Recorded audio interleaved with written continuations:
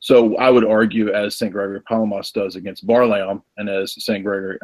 Maximus the Confessor did against Pyrrhus the Monothelite, that the nature-grace question and the question of the essence and energies distinction in the incarnation is even clearer when we understand that there's no dialectics. So there's no dialectics in the relationship between nature and grace. There's no dialectics between the relationship of Christ's human nature and energy participating in the divine nature and energy. So in other words, the uncreated energies of God, it's not just a question of God's relationship to creation, but it's also solidified dogmatically and theologically in the Sixth Ecumenical Council when it deals with this specific question.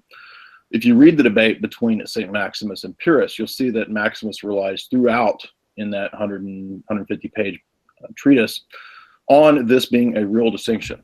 This real distinction allows for God to remain transcendent in his essence, and yet come down to us and allow us to participate in his uncreated glory and life. Jesus says in John 17 that he came to give us the same glory that he shares with the Father from all eternity. That glory, that light is not created, it is in fact uncreated.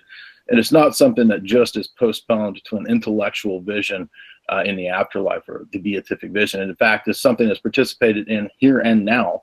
And we know that by the fact of the incarnation. In fact, when the fathers at the Sixth Ecumenical Council and at the Fifth, by the way, talk about the incarnation, they speak of the humanity of Christ as being deified via the incarnation.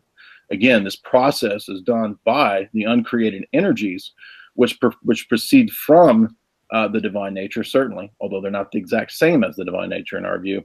That is the means by which the humanity of Christ participates in the divine life. That's explicitly stated, quoting from St. Gregory of Nyssa and St. Gregory of Nazianzus in the theological orations at the Fifth and Sixth Council. So it's repeated, it's reaffirmed. We also have statements at the Council of Ephesus citing St. Cyril of Alexandria against Nestorius that the bread and the wine in a similar way participate in these divine energies. There are multiple references to these same ideas in the liturgies of the East, all of which talk about the operations of God. The baptismal rite, for example, talks about calling down the energies of God into the baptismal font. And again, it's all just based on our Christological understanding.